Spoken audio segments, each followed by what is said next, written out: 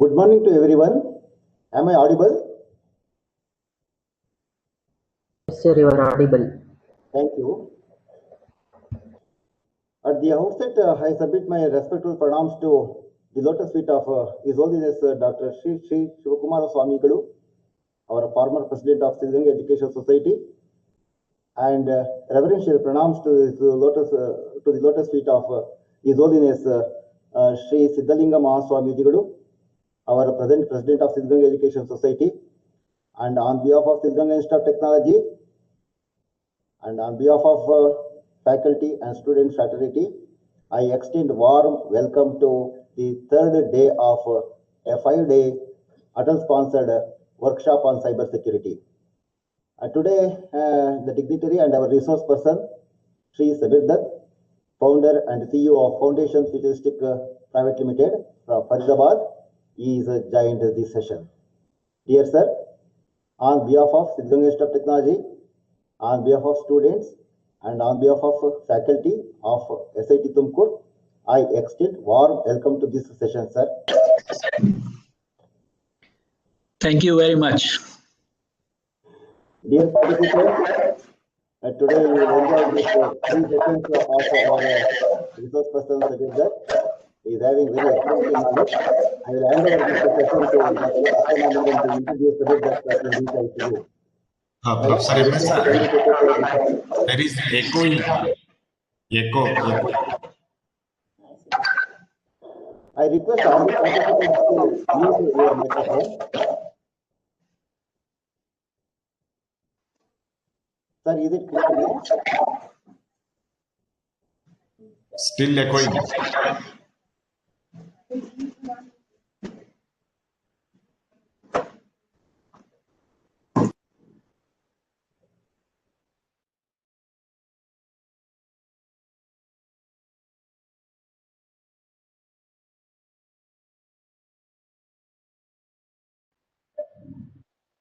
MS are not audible.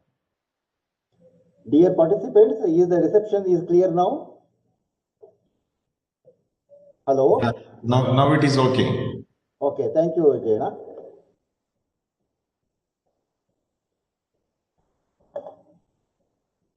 I hand over the session to Dr. Aparna, Professor, Department of Information Science and Engineering. Hello. To introduce the resource person. Hello. Am I audible? Hello, sir. Am I audible? Madam, audible, madam. Thank you, sir. Dear participants and my dear colleagues, good morning, one and all. It's my privilege to introduce the resource person for today's sessions, Sri Samir Dutt. Sri Samir Dutt is a founder and director of Foundation Futuristic Technologies Private Limited, New Delhi. Sri Samir Dutt is a person with charming personality, knowledgeable and expert in the field of digital forensics.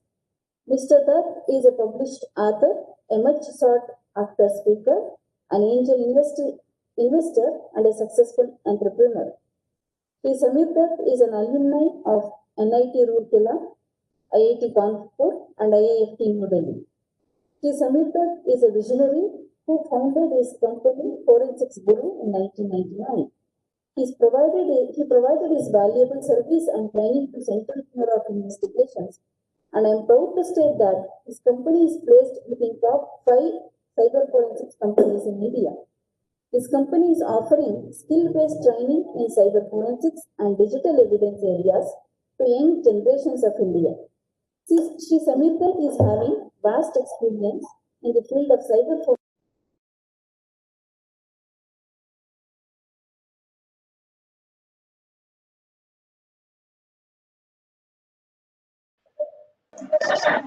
Mr. Dutt is an author of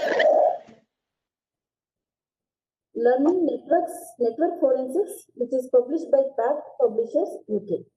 He is a fellow of the Indian Police Foundation. He also works as a visiting faculty for National Police Academy, Hyderabad, CBI Academy, National Institute of Criminology and Forensic Science, Delhi, and for many other institutions like this. Mr. Dutt is an angel investor for product startups in the cyber forensics and investigations field. Sir, with this brief introduction, I wholeheartedly welcome Mr. Samir Dutt for today's sessions of the workshop.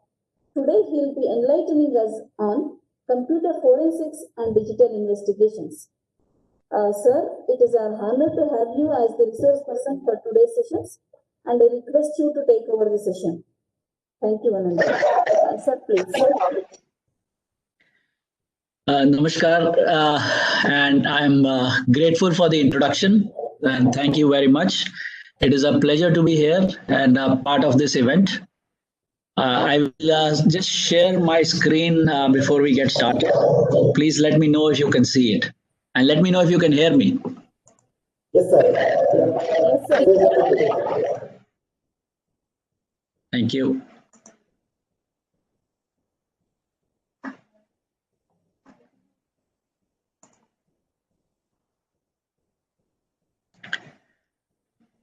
Good. Can you see my screen as well? Yes, sir. Okay, excellent. Thank you. So I will request all of you to mute your mics so that there is no noise feedback. Please feel free to ask questions if you feel that there are certain questions that need to be addressed at this point. Remember that you're all here for an objective. You are looking here. You're spending your valuable time to learn something, to get something out of the session. You have objectives to conform to. You have to report back to your institutes, with what you've learned, and which will bring some value and some benefit to the institution from that perspective. So raise your questions, clear your doubts. If there's anything I can help you right here, I will. If not, I'm very happy to get offline and talk to you about things later as well. So please feel comfortable. I'm here for you now and later also, so don't worry about it. So coming back, cyber forensics and digital investigations, this is actually a very big field. And the key thing to this field is that we must have what I call a strong foundation. The fundamentals have to be very strong. And once the fundamentals are strong, everything follows. In fact, there is increasing demand, as a lot of the speakers for me must have mentioned to you, and I will also be pointing out further along in the presentation, for cyber forensic professionals, investigative professionals, information security professionals. There is an increasing demand, and we are beginning to see an interest. But the demand is a little focused. Just graduate from a forensic course or a digital investigations course or a information security course, graduate or postgraduate, is perhaps not enough, because the moment they go into an interview, what normally happens is that they are now competing against other people, and the extent and the depth of knowledge is extremely important for them to get selected. So the key is we need to build a strong foundation. So namaskara to all of you. As we all know, cyber forensics is the flavor of the season. It is exciting, it is glamorous, it is intense, it is newsworthy, and I'm sure a lot of people have mentioned this. It is very Sherlock Holmesy. So it is it ignites the investigative passion in people. It makes them feel that yes, we are like Sherlock Holmes, the detective. We are exercising our cerebral skills, and we are using our capabilities to produce noteworthy results. So in fact, just about every case that you see has some sort of a forensic element in it. And we have been seeing this over a period of time. It's always there in the news. Anytime there is any incident, they will always, seize the phone, look at the computers, they will look at things, and there will always, be some news item or article related to a thing like that. So this is something that is always, glamorous from that perspective. So let me welcome you all to the future. The future belongs to those who prepare for it today.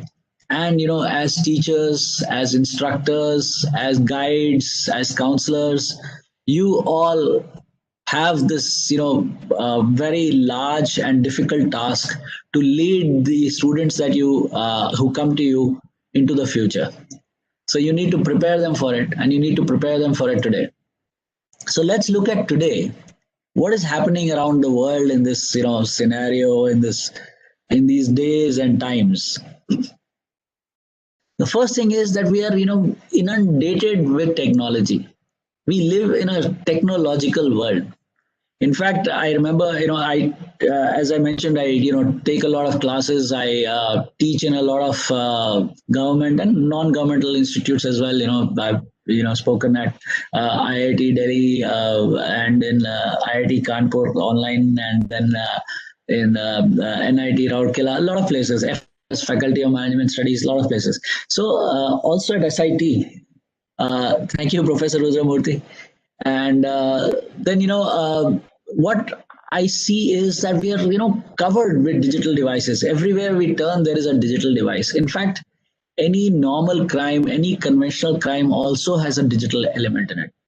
So, there was a time I remember, in the early 90s.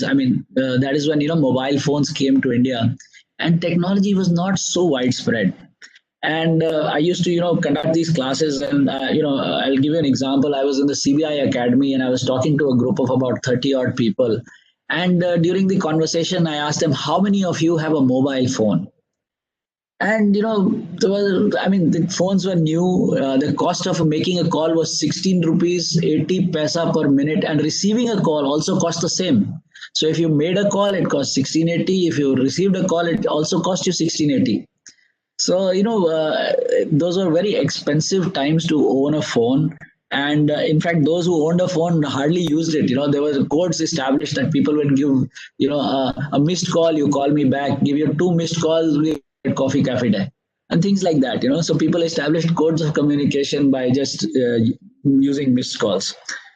Now, at that time, I would ask people, "How many of you have a phone?" Out of, say, a class of about 30 odd people, there would be 1 or maybe 2 people who would raise their hand and say, "Sir, I have a phone." Now, even as short a period as 3 months later, when I began to ask people, I would say, about 40 to 50% of them began to raise their hand and began to say that, "Yes, we have a phone." And then, less than 1 year later, when I asked the same question in the class, there would be,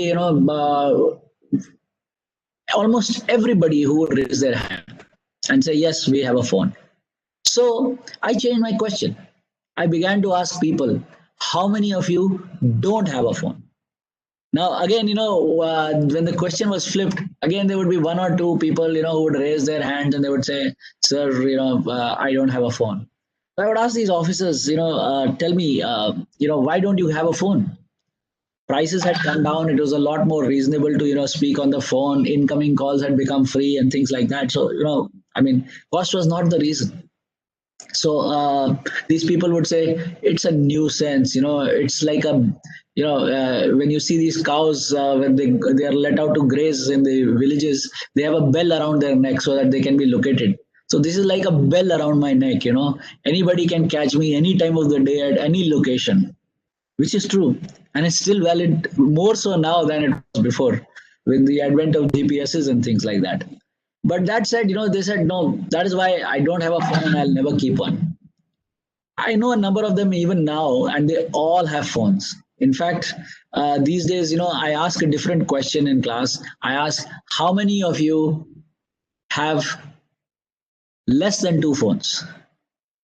So you will see that the scenario has changed.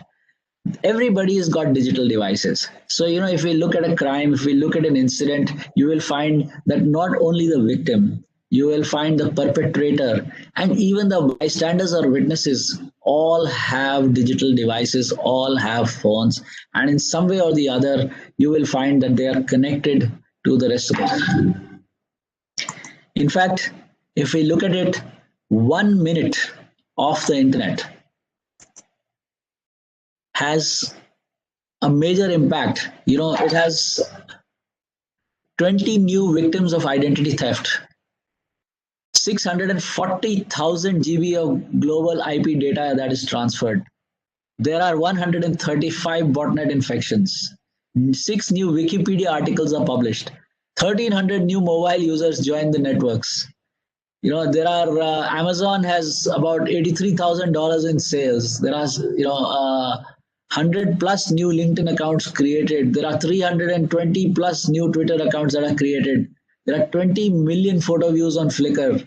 1.3 million video views on YouTube. There are 2 plus million search queries on Google.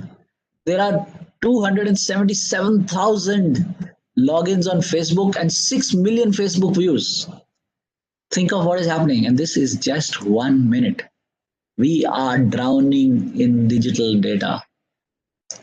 If you look at it, and these are old statistics, in 1 minute, 81 iPads were sold, 925 iPhones were sold.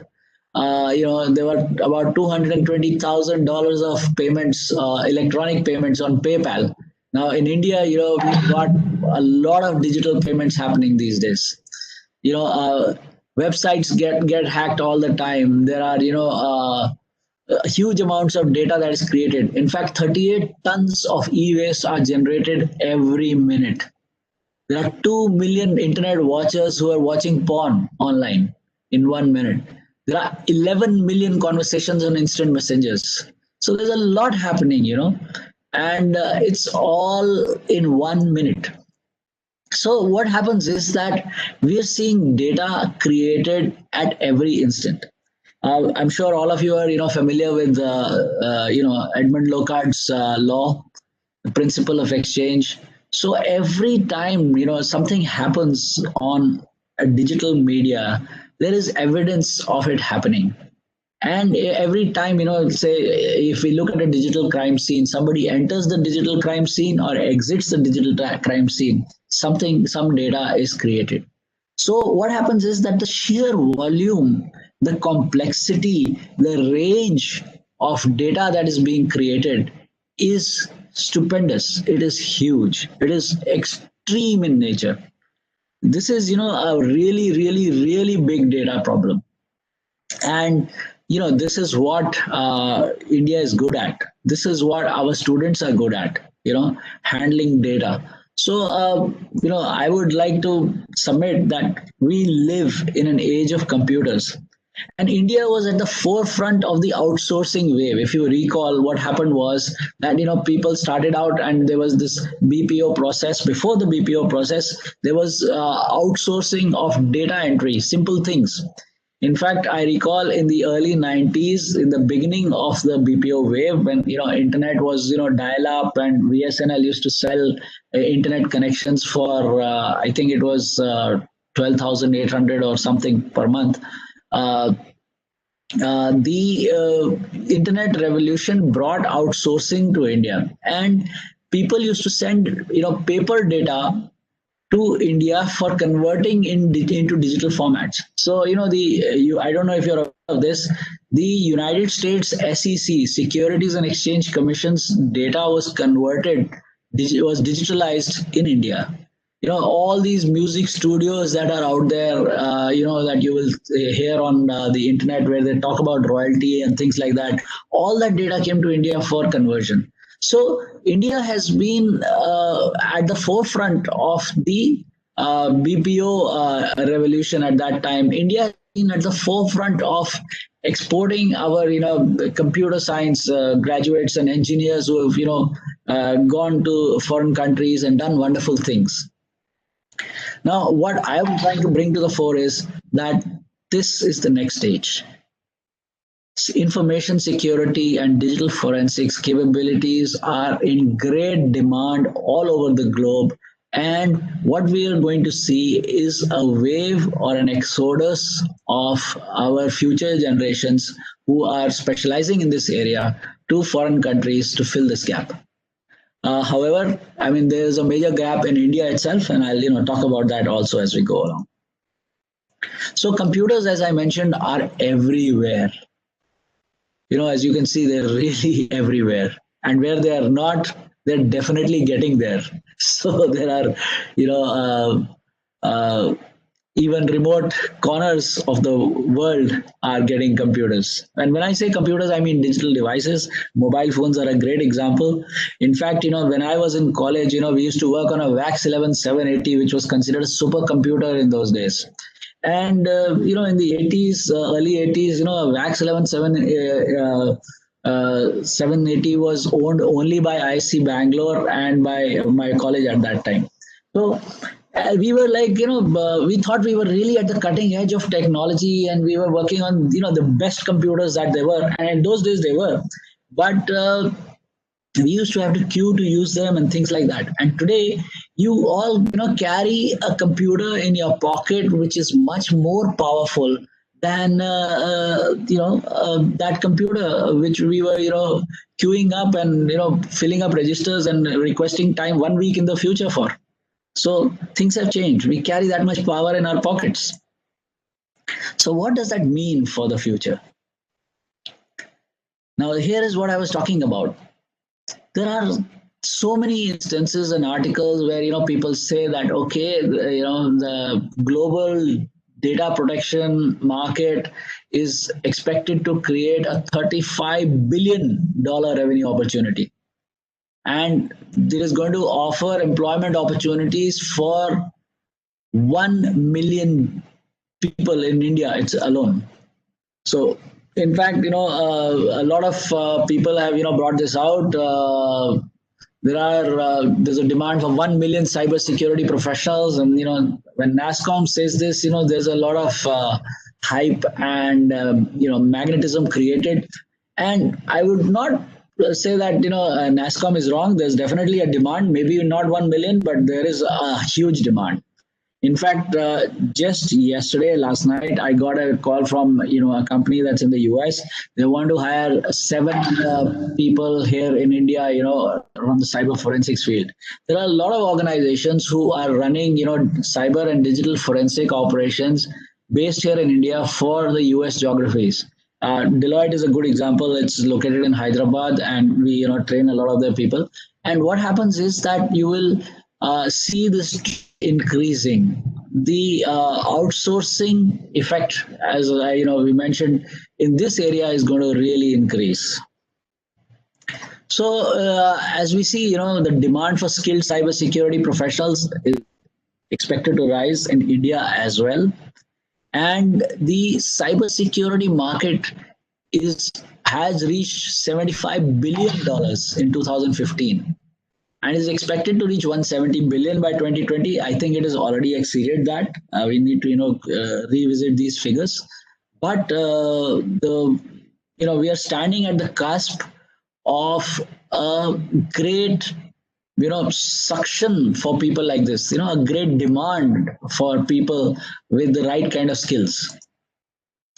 So the key thing here is that there are not enough people available. There are people available. There are lots of people available. But the right kind of people with the right kind of skills are not available. If we look at it globally, people want to hire people who can do things for them. So what happens is that they don't want to hire a person and then start training the person, and then when that person becomes trained, then they want to utilize the person. They want trained people who can join and start being productive from day one. So the onus on lies on us as educators to train people before we send them out into the market, before we send them out into industry, before we send them out into the world.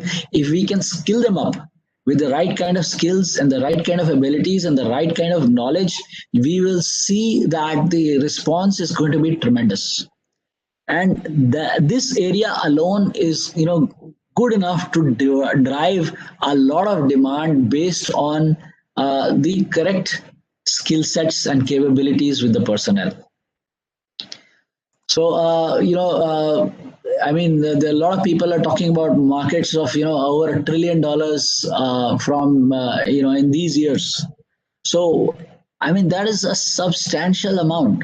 If we are looking at things like normal outsourcing and all, from a price perspective, we are being outbid by people in Vietnam, people in Philippines, a lot of other places. So we don't enjoy a price arbitrage. For us, we have to move up the ladder as a nation, and we've got to move into the stage where we are on a skills arbitrage. So, from a skills perspective, because in India we all speak English, that gives us an added advantage, but that is not enough.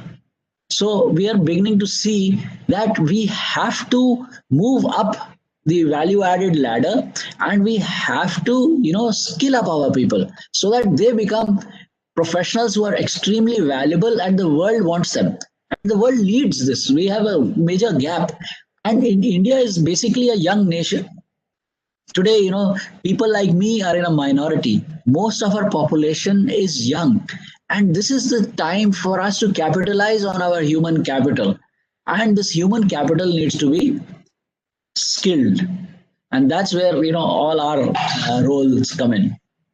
So the cybersecurity market, as we mentioned, is on the rise. So that is why we must learn about cybercrime.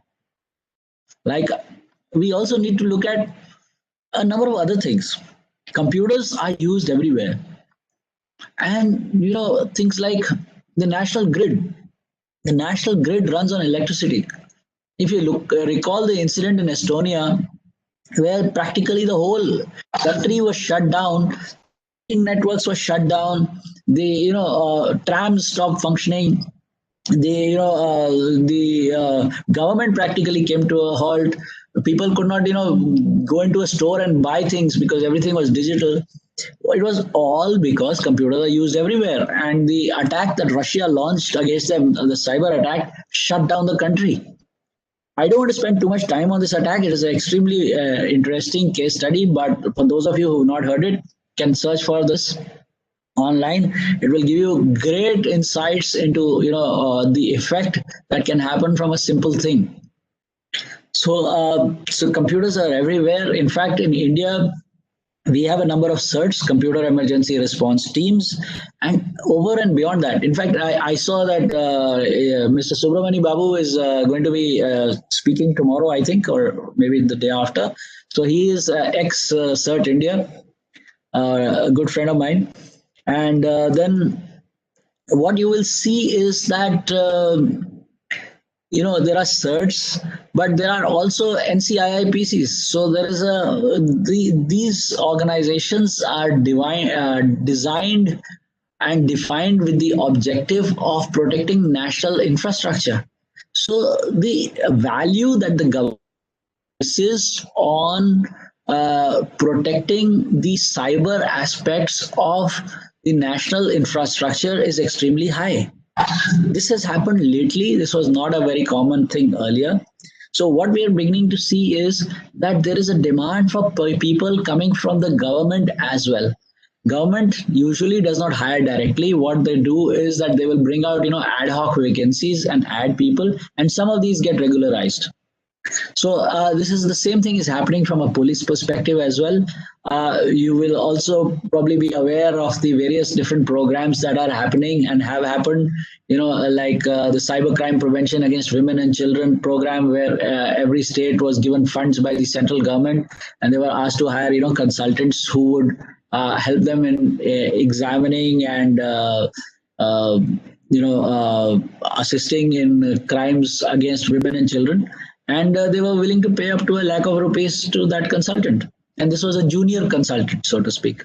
So the government is willing to spend money in this direction. They are interested, but we need people.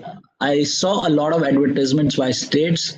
They advertised 3, 4 times. They just did not get the people they wanted. So the key is that this is a shortfall that we have to fill. Now, cybercrime is on the up. Everybody has heard of cybercrime. In fact, I am 100% sure that all of you have been a victim of cybercrime. I'm sure a lot of you will not agree. No, I have not been a victim. But what is a cybercrime is what we have to understand first. If somebody has attempted to send you a virus, if somebody has even sent you a phishing mail, if you have even received a phone call, trying to hoodwink you out of your money, then you are a victim because they have attempted to commit a crime against you. Maybe you have succumbed, you have not. You have ever been infected by a virus, that is also, a cyber crime. So the key thing is that it's happening all the time. A lot of people get involved in it, a lot of people get caught in it, some people lose their life savings in it, and it is extremely sad. But it has increased a lot, and lately in COVID times, what is happening is that we see that cyber crimes are increasing. Maybe maybe there are people with a lot more free time in their hands. Maybe they're using this as an alternate source of income, or they're capitalizing on the fear that we all have related to the COVID virus, that thirst for information, that we want to know, maybe there's a cure, maybe there's this thing. So that's being used as a bait, and people are leveraging that to try and get as much info, as much steal information, money, and whatever they can, identities, using these as bait.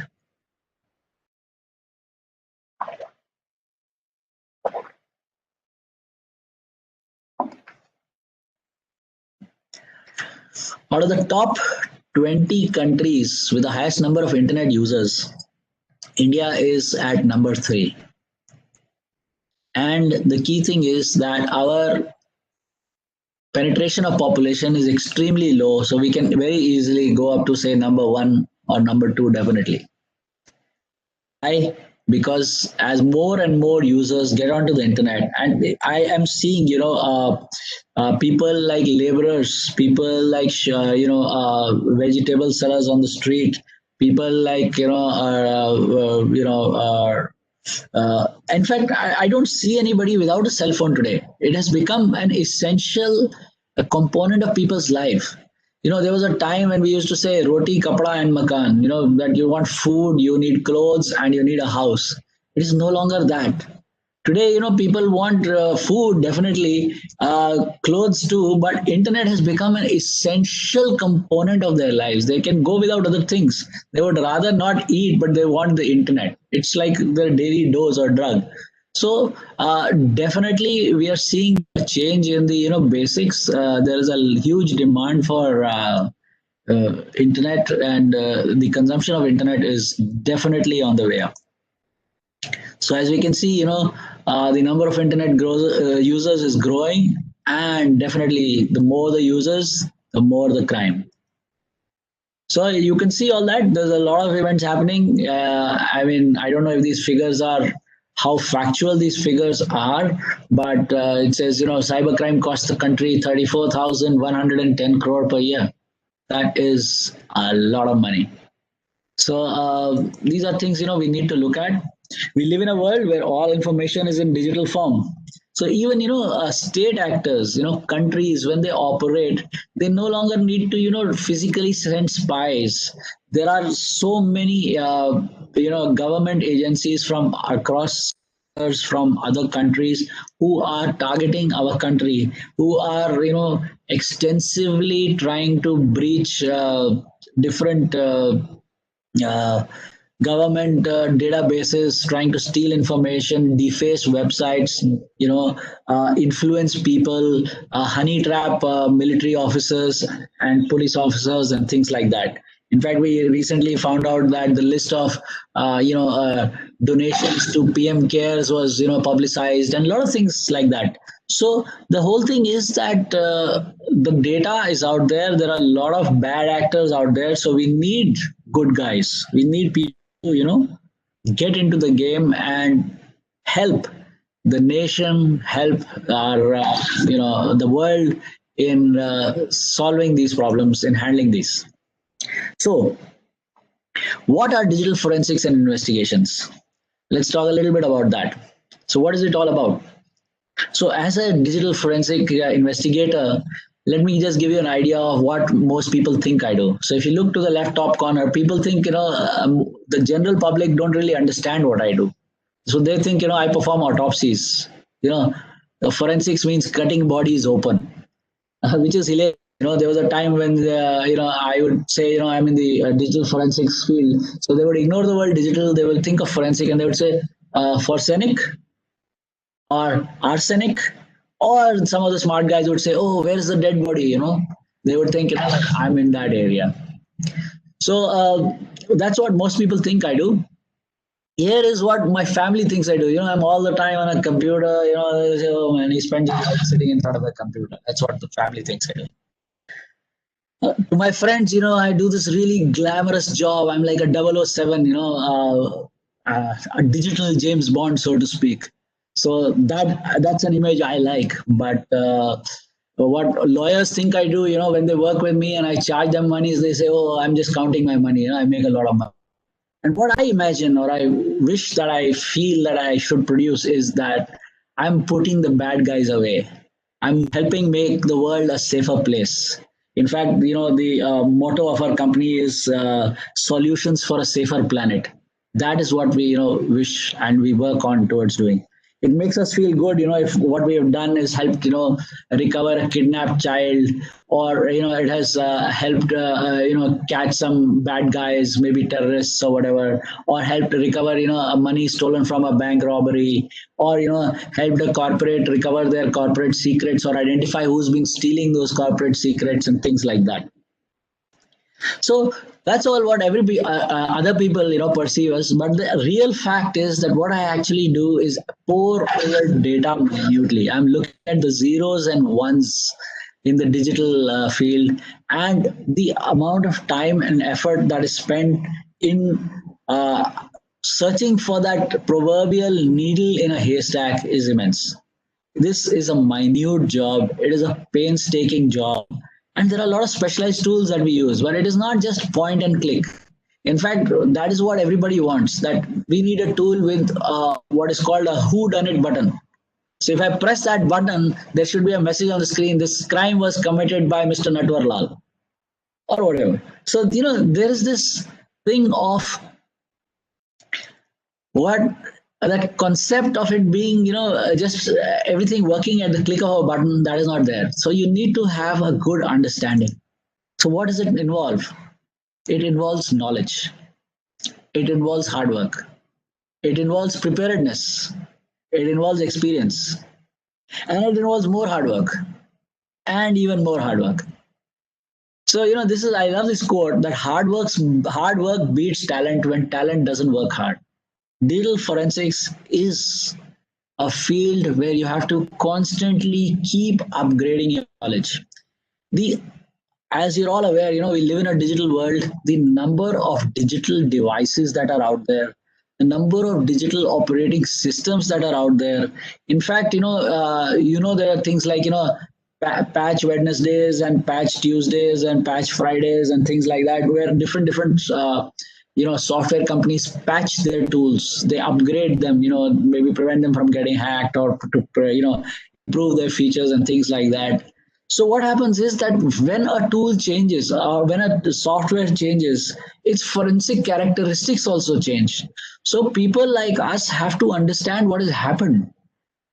So the key is that we have to constantly keep updating ourselves. Now, what happens? Microsoft says, "Oh, I've been using Windows 7. I need to upgrade to Windows 8." So they develop a new software in Windows 8. Windows 8 acts differently. It's the nature of the beast. Windows 10 acts even more differently. And when Windows 10 is upgraded, with a service pack, it acts further differently. And then there is a service pack 2, and there's an absolutely new scenario that is out there. So what happens is that for an investigator who is in the digital forensics field, gathering knowledge, learning is an objective that is very much part of the job description. One must constantly be willing to experiment. One must constantly be willing to try out new things, and one must be prepared that this is what is going to happen when this changes. Or one needs to experiment with the changes. So if if you're investigating a case with, say, Windows 3.1 on it, you need to be able to know what Windows 3.1 did. You cannot base that case on your current knowledge, because in the days of Windows 3.1, the way it worked was absolutely different from the way Windows 10 works. But there is an old SCADA system which is sitting in a nuclear plant, and its only job is to say run a motor which controls the centrifuge which feeds the coolant into the nuclear power reactor. Now that machine is say infected and the whole system crashes, the motor stops functioning, and the nuclear power plant heats up and it explodes. Why? Because some virus got into that Windows 3.1 system. So one needs to actually understand the whole gamut of systems that are out there. Nobody can know them all, but you need to have resources to be able to access them. You need to have the capability to be able to learn always. So that is why there's hard work involved. You are constantly learning. And it is extremely enjoyable if you have that kind of thought process. There's great research opportunities in this area. There's a great demand for research in this area. It's a great place to publish papers. In fact, I published one recently in IIT Kanpur's occasional paper series. And, there are a lot of things that are happening in this area, which is all cutting edge. So you feel that you are really doing concrete research in this area. So let's start with the end in mind, like this, if you don't know where you're going, any road will get you there. So the key thing is we should know what are we doing, why are we doing this? Our objective is X. So if our objective is X, let us figure out the steps to reach this X. So let's start with the end in mind. What is it that we want to do? So why are you all here? It could be a multitude of reasons, and I will be grateful if you could, just type it in the chat. No need to turn on the mics, but if you could type it in the chat, what is your objective here? Why are you here? Here are some examples: to learn about the state of the field, understand the subject, see how it is applied in the real world, see if it can help your students achieve their objectives, help them get jobs, help their employment, other reasons. Or maybe, somebody from the institute says, hey, you must attend this, go. So that's why you're here. All of us have valid reasons. So please share some of yours. I'll be grateful. Put them in the chat, please.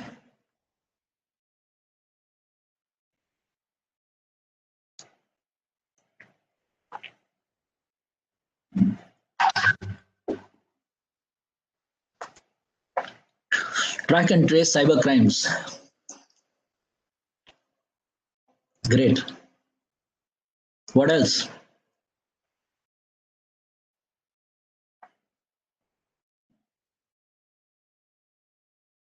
Excellent. That's so important today, to protect yourself from cyber crimes. The key thing is that the way the world's cybercrime scenario is growing, one has to be very aware. That's extremely important.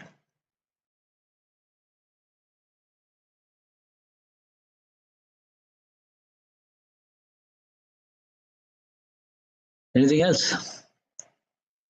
Oh, absolutely, yes.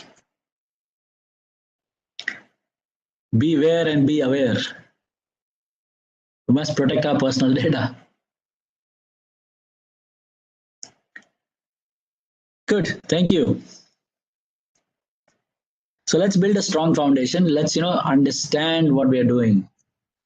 Excellent. Research issues in cybersecurity. Great point. So let's talk about what is cyber forensics. I have a number of small videos that I will share with you. The key thing is that, okay, the question was, how is cybersecurity and cyber forensics, how are they different and how are they related? Cybersecurity is the prevention side. Cyber forensics is the post-mortem side. An incident has happened and we are investigating it. It is basically incident response, so to speak. So suppose I have a scenario where I am looking at using preventing my systems from being hacked. So I'm in the cybersecurity field. I have firewalls, I have SIEMs, I have all sorts of IDSs and IPSs and all those kind of things. But once my system has been hacked, then the cyber forensics expert comes in, and the cyber forensics guy is actually one step higher in the hierarchy than a normal security guy, because the skill set required is slightly I would say, more sophisticated in the sense that the person has to identify how the breach happened and then guide on how to prevent it from happening again. And then one has to quantify the extent of the breach. Okay, this is the kind of data that was stolen. Who was it stolen by? When was it stolen? How long was it being, accessed? Was it somebody from outside or was it somebody from inside? So there are so many things like that. Okay, so I'm just going to share this video. Let me know if you can see it and hear it.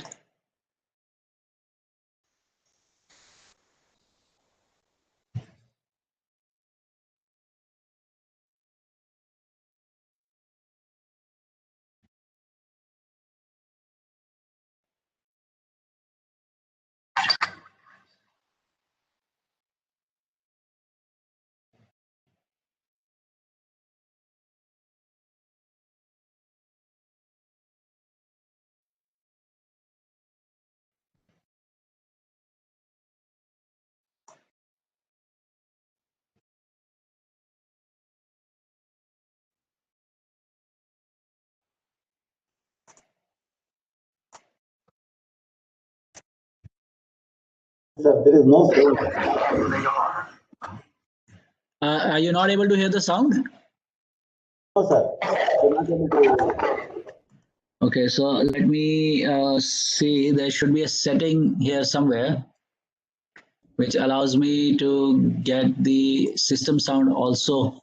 Yes, sir. Maybe if you can guide me, that would be great if you know where it is. Otherwise, we will switch audio. Different.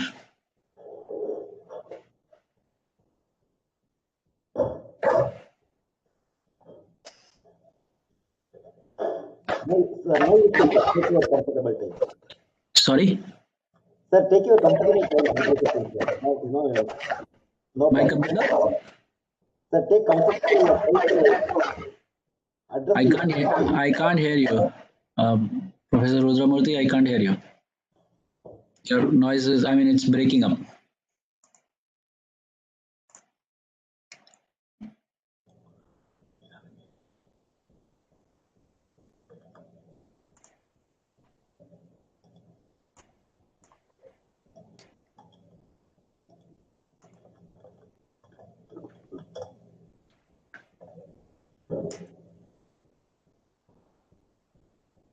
You are audible. Yeah, I don't know why this is not taking the audio from my computer. The video should actually pick it up from the computer as well. There must be a setting somewhere. So actually under line, there is an option. Okay, where is the option? Like bottom, we have options like new start video effect. So if you click on that arrow, downward arrow, Yeah. that setting is there, and under the setting there is options like music mode. I think There is no setting option. There is meeting info, notes, polling, mute all option, and manage panels. okay. Sir, down mute and start video, two buttons are there, sir. Sorry, start video. And mute, two buttons are there, sir. Bottom. Mute button. Mute. Near downward arrows there, sir. Audio options.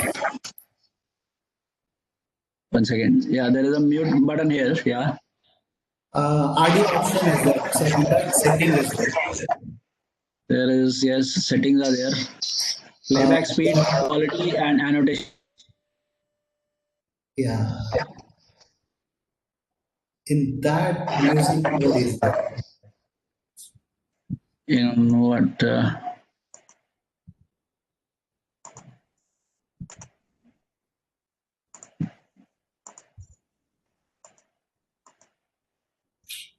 No option. I don't see an option here. Okay.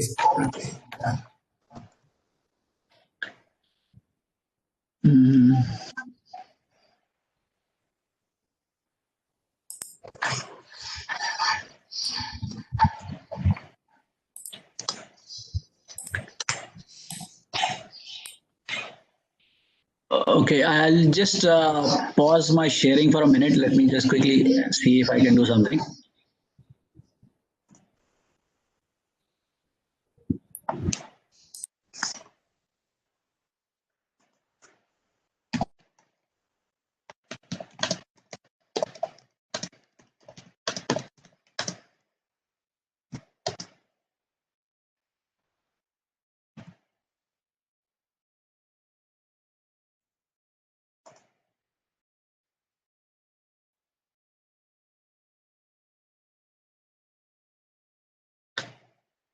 Okay, so it seems that there is something called on the web, it says click file, open and share. Yes, sir, you can do it.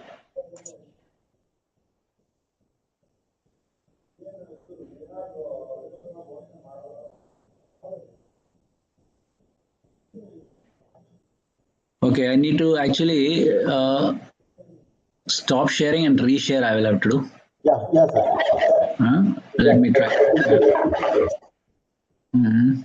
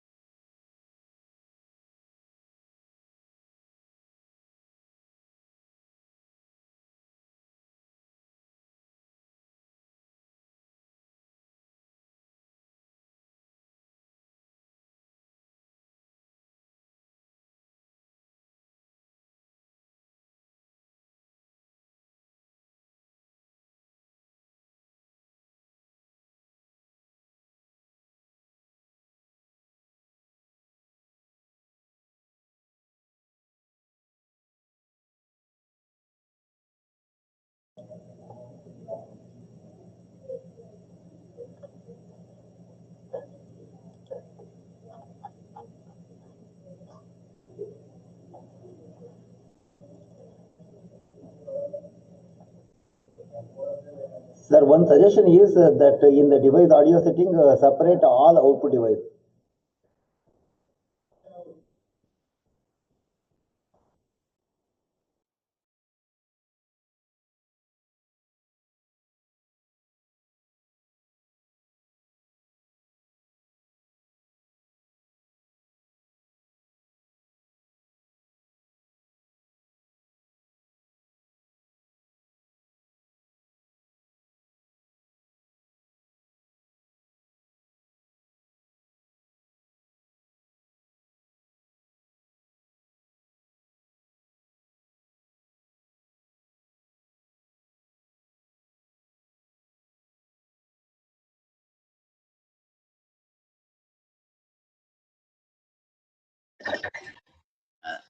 Are you able to hear now? Yes, sir, we are audible. No, but the video. Video is not audible. We are audible. Okay. You can put your microphone in your microphone. Okay, just 1 second, please. Sir, just you can put your microphone. Hello.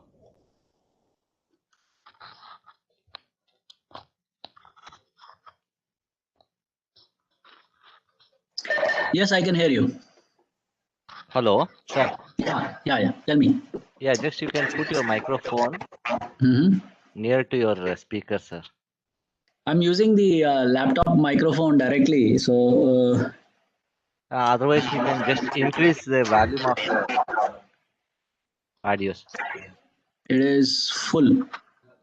As you can see, 100. Huh. Sir, 1 second. Just 1 second. 100.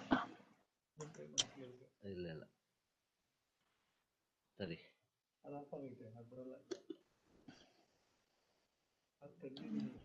ಇಲ್ಲ ಬರಲ್ಲ otherwise they have to send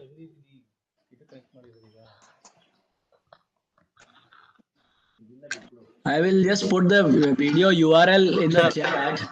yeah just you can Yeah, and if you copy can, that URL and you can play it, please. Yeah. yes Okay. I'm hearing sound ನಿಮ್ದು ಅದು mobile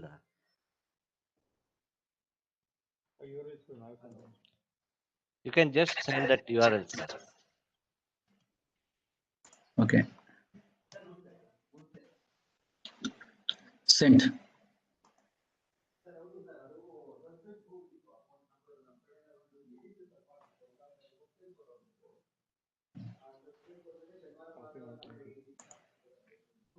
never So maybe you can show this on the screen. yes no? sir just Yeah. it's opening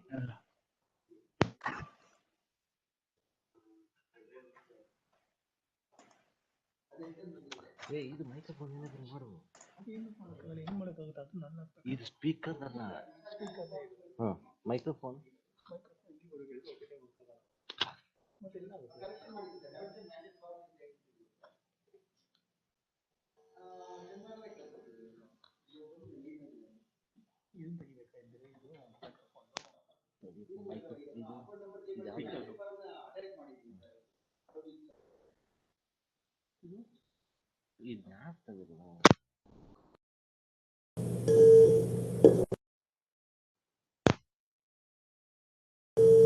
ಹೌದು sir, principal ಅಷ್ಟೇ sir.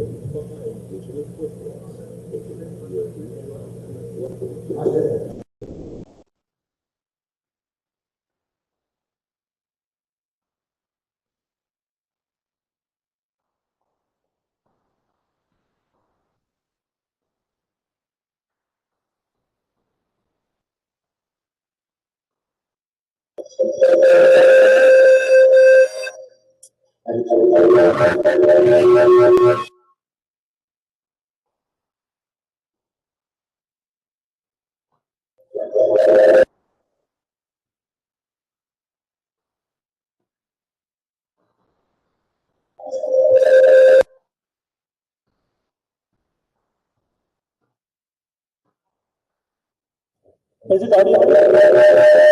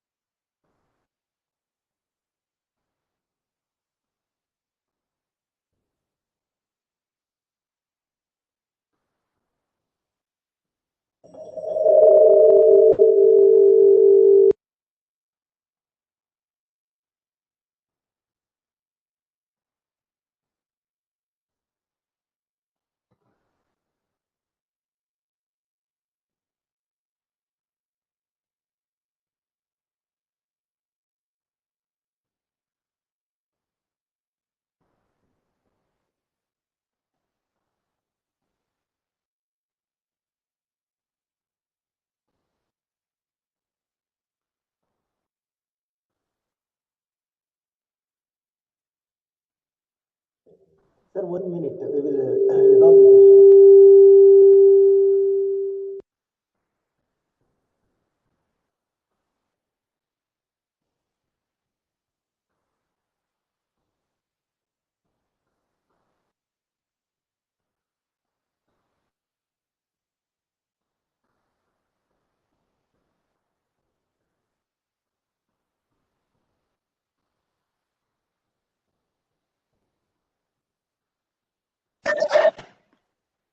No sound.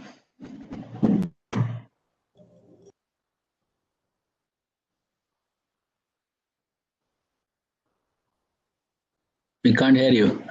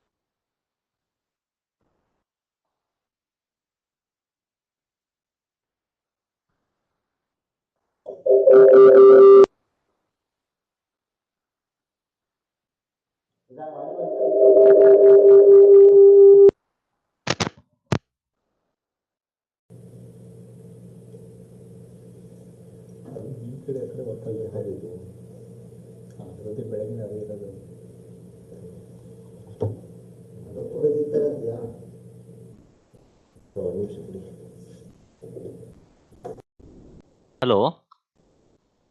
Hello, sir. Is I audible? Yes, you're audible. Yes, sir. Now. Forensics involves the investigation of evidence from used in a crime. At its most basic, it's old-fashioned sleuthing. Through a single fixed device, or to the furthest reaches of the internet. In the 21st century, we leave these electronic traces everywhere. Through system logins, web page visits, Twitter feeds, smartphone GPS applications. Whatever someone does online, they leave behind digital footprints that can reveal who they are, what they did, and when they did it. In the future, investigators will employ the powers of machine learning.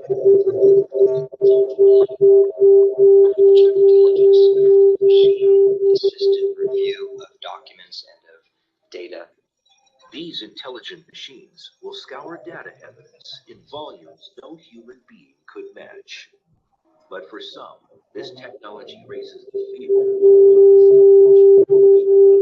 Digital forensics must be used to uncover the truth and also, hopefully, to protect your privacy, which is another battlefield that we will all find ourselves playing on in the not too distant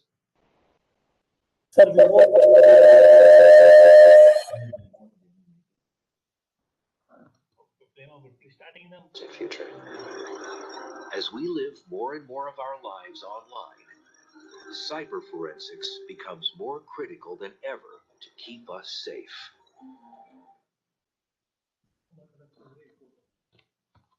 Hello, sir.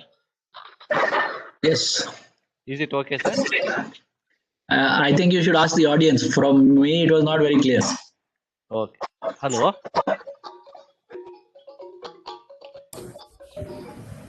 Hello. Yes, sir. It was audible. Shall we play again once again? Yes, sir. It was audible, sir. Somewhat was audible.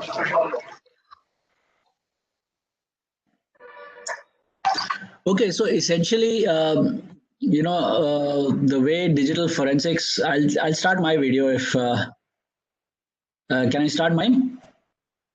Okay, sir. Okay. All right, thank you. I'll just. Thank you, sir.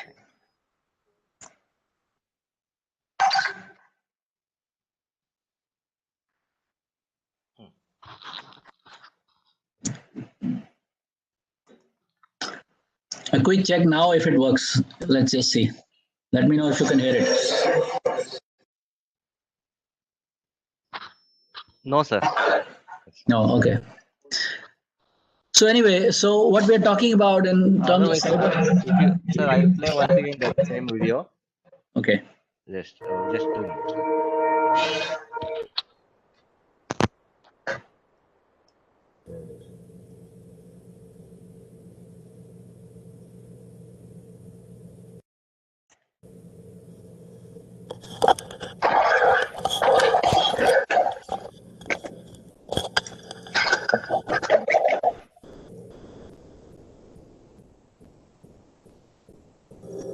Cyber forensics involves the recovery and investigation.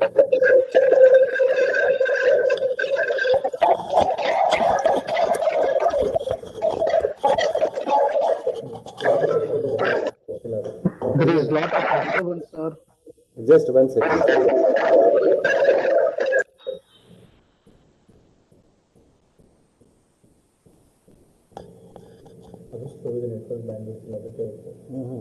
Speaker system. 1 second.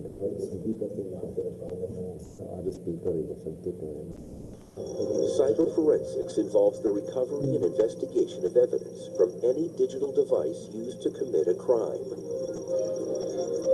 At its most basic, it's old-fashioned sleuthing.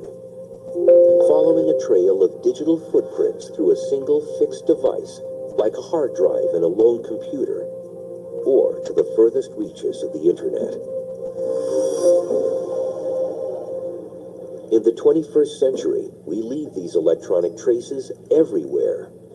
Through system logins, web page visits, Twitter feeds, smartphone GPS applications, and more.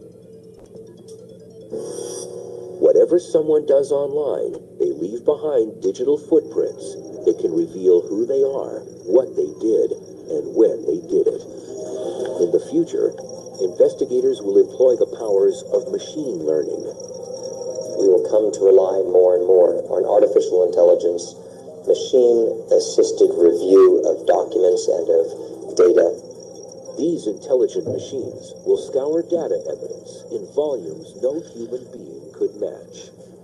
But for some, this technology raises the fear of privacy invasion by Big Brother. Digital forensics must be used to uncover the truth and also, hopefully, to protect your privacy, which is another battlefield that we will all find ourselves playing on in the not-too-distant future.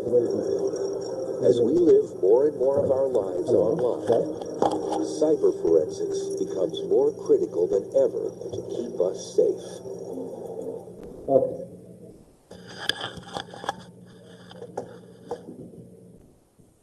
Okay, sir. That okay, I will do this. Okay, sir. Just I'll send a mail. Thank you, sir. Oh, there is video ಸಿಗಲ್ಲ ಅದಕ್ಕೆ okay.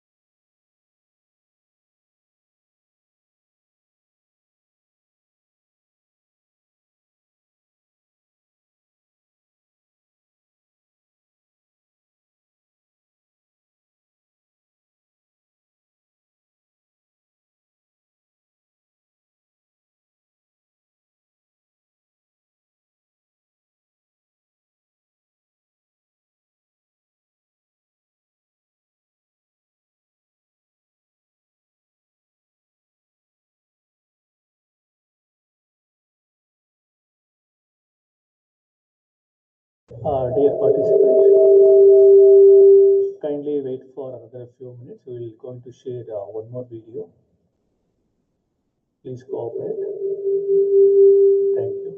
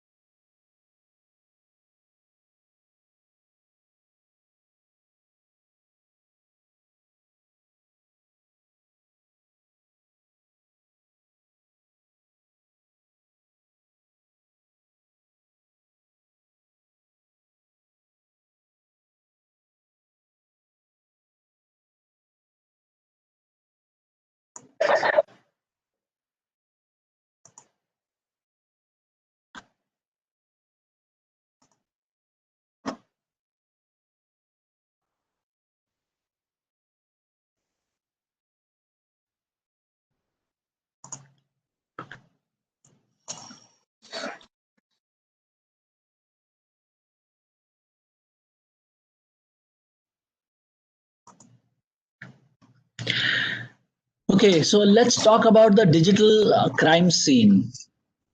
What is a digital crime scene? Like, in any normal crime, the crime scene is the place where an incident occurs. In the digital world, yeah, can everybody hear me, please?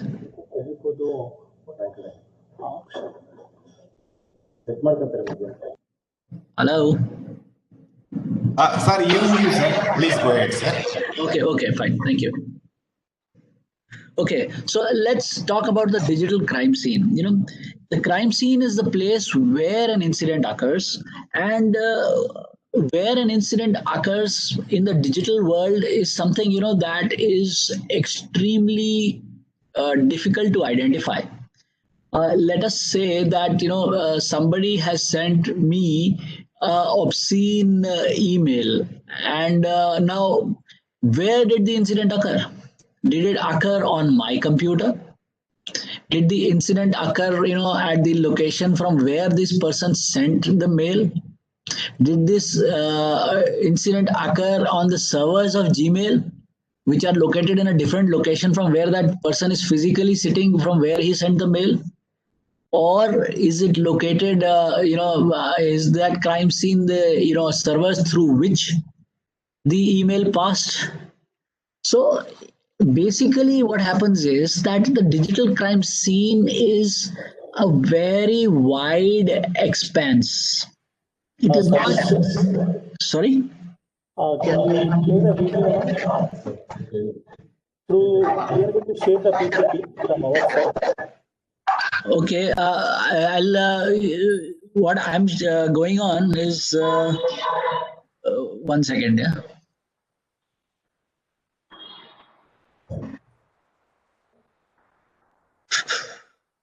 This is my screen, so I'll stop sharing. Yes, go ahead. Yes, sir.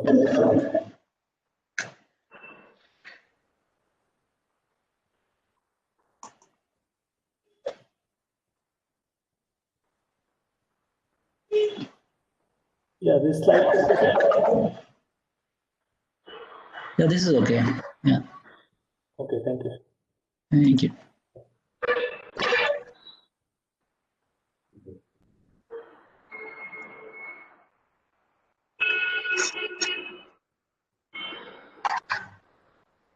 Okay, so the crime scene is wherever the evidence of the crime is, because as investigators, as cyber forensic experts, our role is to gather the evidence from wherever it is available.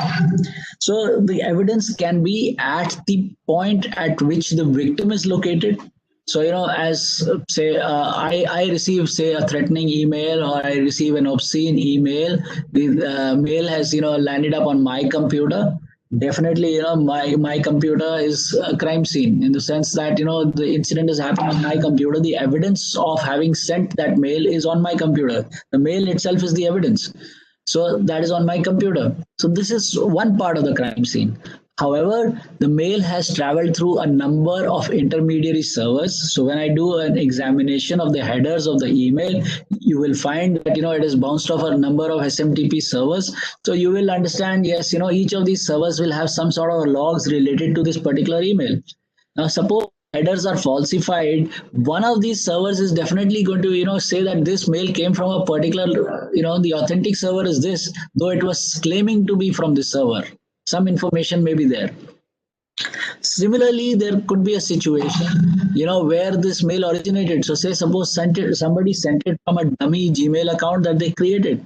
Now, so Gmail will have details related to the person who created this dummy account. The person may have given an alternate email ID. They may have given a mobile number to register the Gmail account. The person would have logged in using a particular IP address. So there are a number of traces that would exist on their systems, which would help us identify, the suspect. So again, that is also part of the digital crime scene. So then, other than that, the person would have used a computer to access the Gmail server. So the laptop or the mobile phone or the handheld device or whatever was used by the criminal to access the Gmail server would also form part of the crime scene. So, we have so many things. Now, suppose the person was using an internet which was a hotspot created by a mobile phone. That mobile phone is also now part of the crime scene. If the mobile phone is now connected to a network tower, so the network tower has also got evidence related to my crime. So that is also part of the crime scene. So interestingly enough, we cannot just think of the crime scene in a digital world as a small localized area, unlike what we do in the physical world. So suppose, we have a place where, somebody committed the crime or there's a dead body lying on the floor, and you have evidence to support the theory that the crime was committed at that same location. In that scenario, you will say that that is the crime scene, but not in the digital world. In the digital world, the digital crime scene is spread across multiple geographies, which is of course a problem, as probably Dr. Nagaratna must have told you. And this is a major jurisdictional problem. It is a major problem in getting evidence. In fact, just for this, the CBI has a separate cell which handles MLATs, for Interpol, requests from Indian law enforcement agencies to get information related to cross-border crimes and incidents that have happened across borders, and evidence related to that. So, it's a pretty big thing. So the digital field, as you can see, is actually a very big field, and that is why it needs a lot of professionals, because the scale is a lot more than the normal. There are other aspects also to the digital field. This is one aspect perhaps I did not mention, which is that when state actors come into play, they are hiring people as digital soldiers. So like China has got separate dedicated units whose job is to carry out cyber attacks.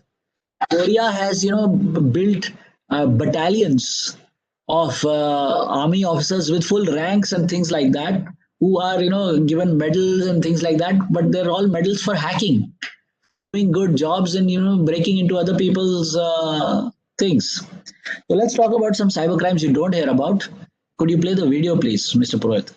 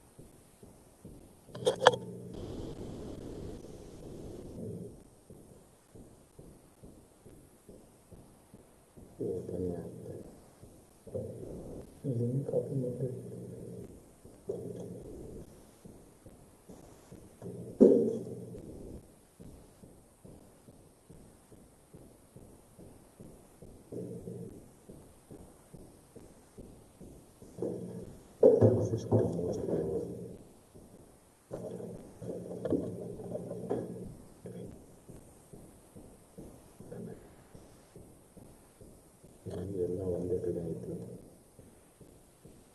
ಕ್ರೋಮು ಇದು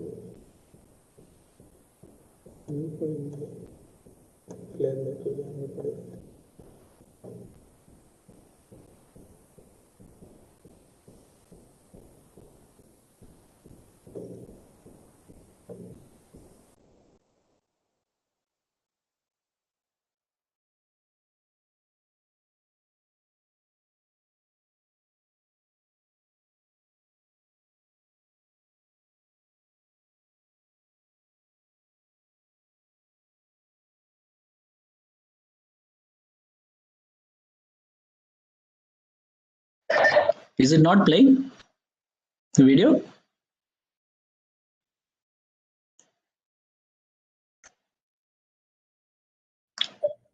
In few seconds, it will play, sir. Okay.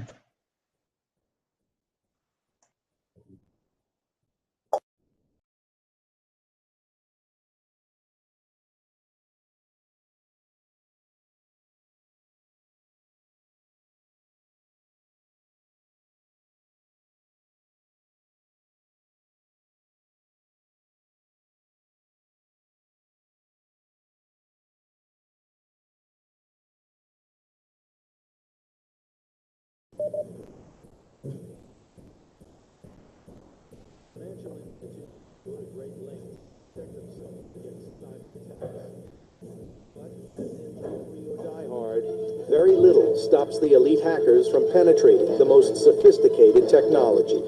The hacker underground has developed various weapons in cyberspace that allow them to bypass encryption and thus get into these systems and steal your funds. And the average losses associated with a cyber heist is 1.3 million. An average bank robbery in the physical world where you have a gun or a weapon is only $6,000 to $8,000. This is a criminal industry with staggering rewards. In 2005, a Miami-based hacker made crime history by pulling off one of the biggest online bank heists of all time. But he's far less known than the likes of Bonnie and Clyde or Billy the Kid. Hacker Alberto Gonzalez would drive through Miami shopping districts, hacking into stores' wireless networks. He wasn't stealing their money. He was fishing for credit card numbers. And he'd struck the mother lode.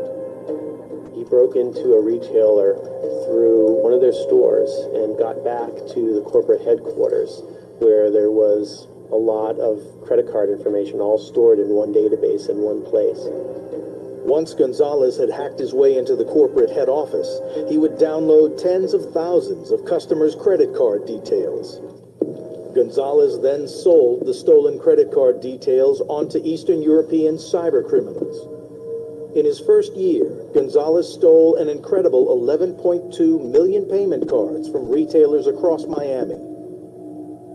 12 months later, this had increased to almost 90 million.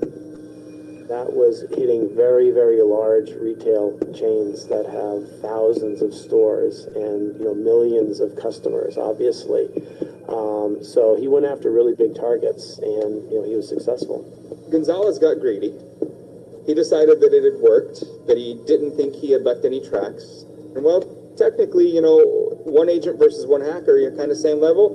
The hacker's probably going to be able to outwit him on anything online. But you bring money into it, and the amount of systems, the amount of agencies, the amount of people who are now focused on you is a problem. In July 2007, the year Live Free or Die Hard was released. Gonzalez was arrested when an undercover detective followed him into a bank. Pretending to use one of the machines, the detective watched as Gonzalez pulled out a number of debit cards and withdrew tens of thousands of dollars in cash.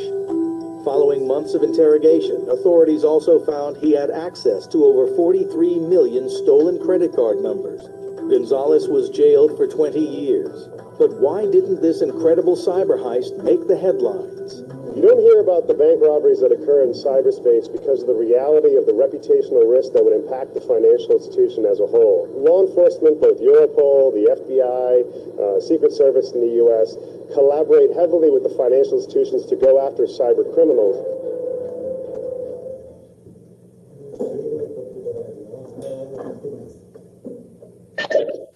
So what we could you mute this, please? Yeah, thank you. So what we see is that a lot of the cyber crimes are not visible. They are not announced. They are not publicized. They are not, put out there in front of the public. So what happens is that we, in our mind, that cybercrime does not become a statistic. Now, recently, you must have read in the papers that Indian pharma companies, 2 of them, were hit by high-level ransomware attacks. How many of you have heard of that? Lupin and Cadilla, or no, Dr. Reddy's and I think it was Cadilla, which were hit by ransomware attacks. Has anybody heard of that? Yeah. So now, why these? Why Indian pharma companies?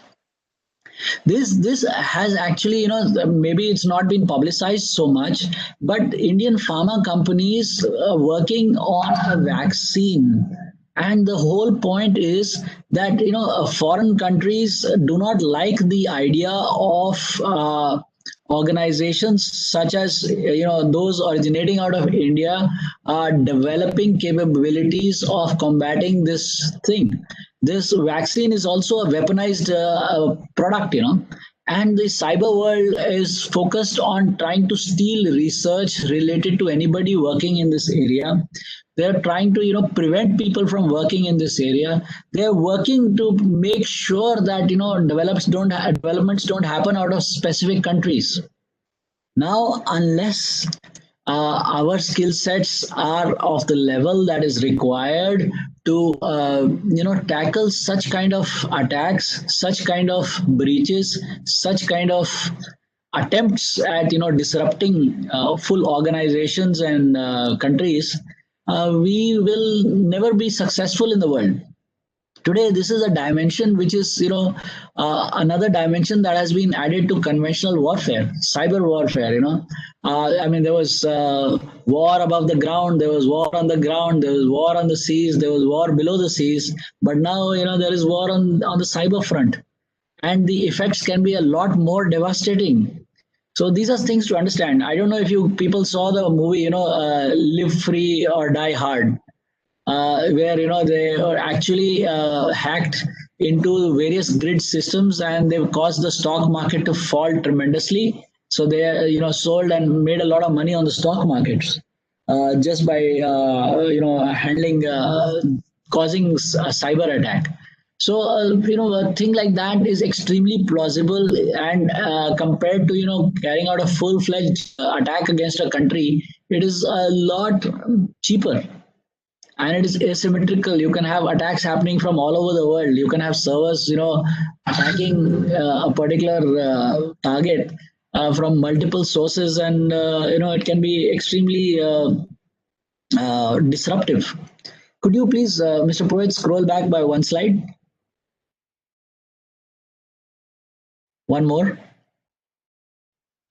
So all of us, we talk about this fancy technology that digital forensics and investigations use. So what is it that technology can do? We need to develop an understanding of what are the things that are possible. So there are some tools here which will do some stuff. I'm just showing you what they can do. These small videos. Mr. Purohit, could you please run through them quickly? I think we are also running a little short of time, so we need to do these. Yeah, please go ahead. So this is a tool that is used for mobile forensics. Today, in a population of 1.3 billion people, we have 900 million mobile phones, which is more than the, almost 1.5 times the population of the United States. This is just in India. So mobile phones are a great source of evidence, not just the data that is contained within a mobile phone, but also the data that is generated when a mobile phone connects to another mobile phone over the network. That is a big source of what should I say, evidence for us. A number of them must have mentioned things about, sources, CDR analysis and things like that. So that is something that is used in practically every investigation when it comes to law enforcement. When suppose you make a call to me, that creates a log in the servers of the service provider. This call will, produce a result related to who's calling whom, at what time, from which location, for how long, and things like that. So all that, produces a lot of analytics, and that allows a lot of investigations to happen. Please go ahead.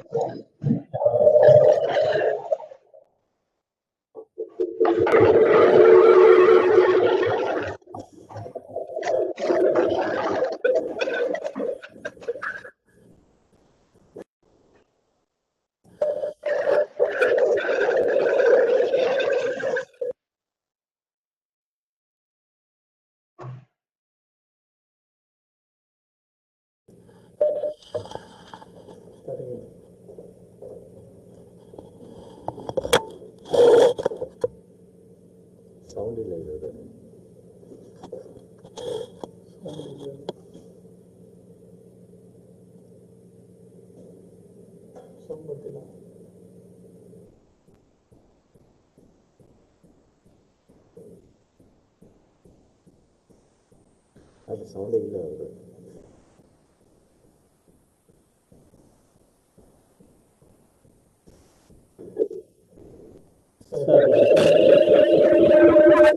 Microphone ಇನ್ನೊಂದು mobile ಹಿಂದೆ problem ಆಗ್ತಾ ಇರೋದು sir. ಕೇಳಿ, audio ಇಲ್ಲ ಅದಕ್ಕೆ. It's only video or both audio? ಇಲ್ಲಿಲ್ಲ.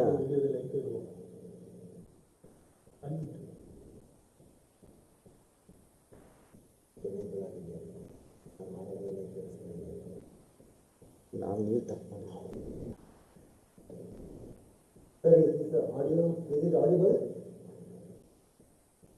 No audio.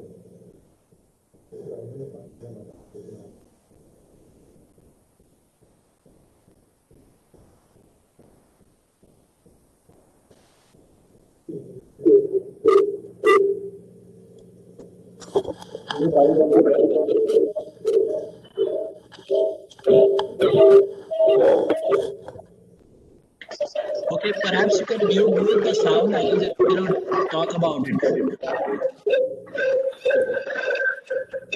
If you just mute the sound. Yes. Yeah. If you can also mute your own mic, please.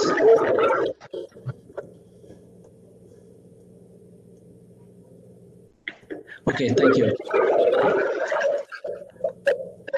If you can mute your mic, please. If you can play the video now, I'll then explain it. Excellent.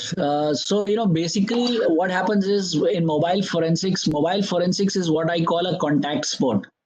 To actually get data off a mobile, you need to be in physical possession of the mobile. If the mobile is physically in your possession, then you can carry out a lot of things to figure out what happened. Now, to give you an example, we are just showing one tool here, but to give you an example, the number of things you can do is a lot. The first thing is that you can figure out what that person was doing on the mobile. You can find out, things like what we call BAIL, BAIL, which is behavior of a person. You can find out about the associations, which is the A part of the BAIL. Then the identity of a person, which is the I part, and L is the locations. So behavior, association, identity, and locations of a person can be easily identified when you have a mobile in your possession. So, in a corporate investigation, even in a normal investigation, what you will see is that the amount of data that exists on a mobile can be really huge, and it can be conclusive to a digital investigation. So there are a lot of bottlenecks, a lot of problems with mobiles, because mobiles have password protection.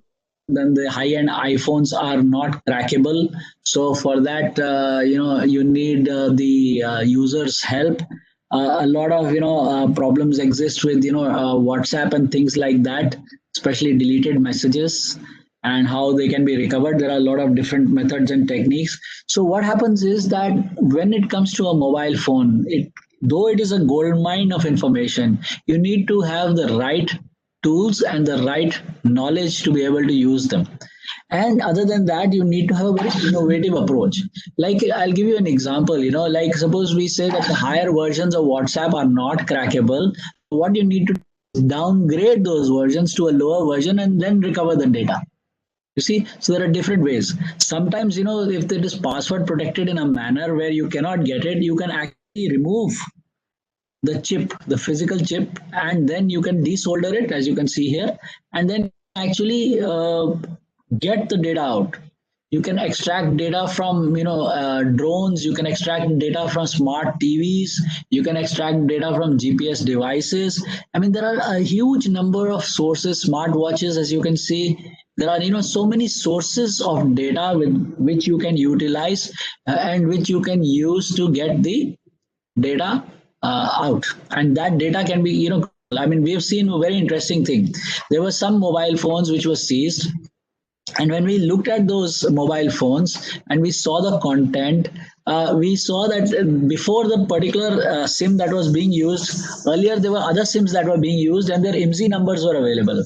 When those IMSI numbers were analyzed, it was found that this phone was actually in use in China. So for us, that was a matter of interest that this person who was using this phone had visited China, though his passport and all and nothing showed that he had actually traveled to China. But this person was carrying a phone which, if he had not visited his phone, had definitely visited China. So this was something very interesting which came to light because of just looking at the previous SIMs which had been installed in the phone, which are no longer present there, but the phone gave that information away. Similarly, the kind of browsing a person does, say using Gmail, for example, you can, get that because you're using Gmail, you feel that it is not saved on your mobile phone. If you're not using the Gmail app, you can extract the data that exists. And you can also, see in some cases the contents of the web mail that was used for communications at that time. So again, that is something that can be extremely informative from an investigation perspective. Next, please. So there are these are these chip-off techniques, and we can, what happens is that a mobile phone is opened, the memory chip is taken out. There are some specialized tools, like, the Koreans are very good at this. There is a company called with. They are excellent at extracting data from mobile phones, especially in India. We have this widespread problem of Chinese phones, which are made in India and sold in India rather, and also there are a number of Korean phones and things like that. So this Korean company sort of specializes in that, so it's pretty useful. Then getting the chips out, because we cannot access the password, we can only get the data. So we get the data chip out, put it in a chip reader, and then we can then extract the data. So that's it. So can we go on to the next slide, please?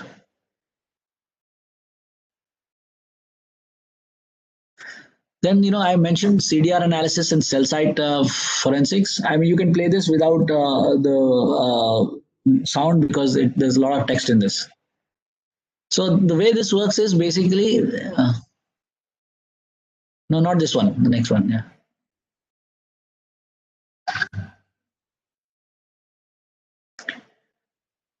What happens is that telephone call data is a real gold mine. When you do an analysis of all the logs, it gives you a great insight into what is happening.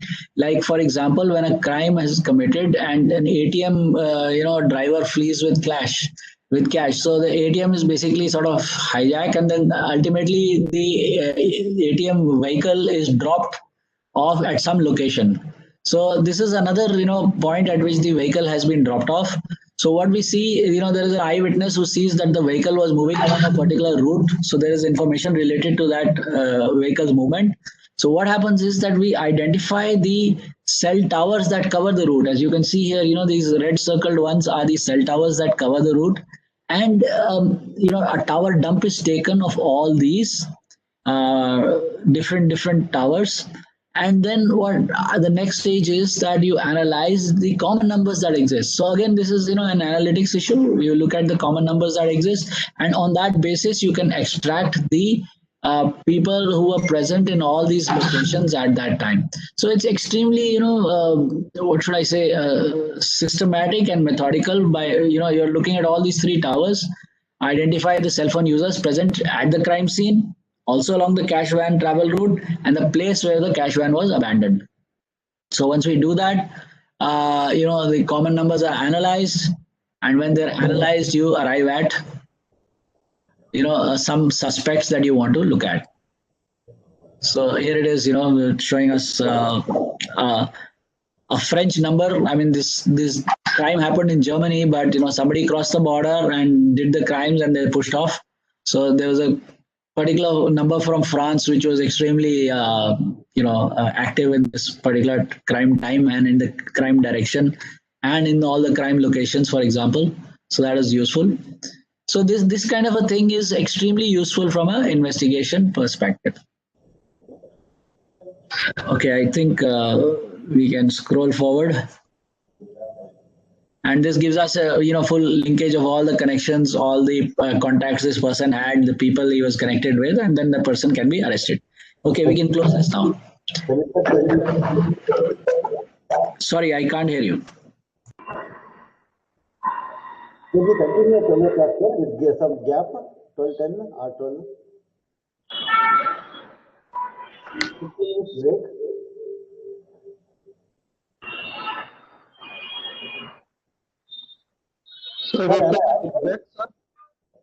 Hello. Sir, am I audible? Yeah, your voice is echoing. Sir, we can take a break. Okay, so how long do you want the break? 30 minutes? Sorry? 12:10. 12:10. Okay, fine. All right, thank you. Use that time for Okay, so we keep this on the same link, no? Yeah. All right, fine. Thank you. Yeah. One more. Sorry?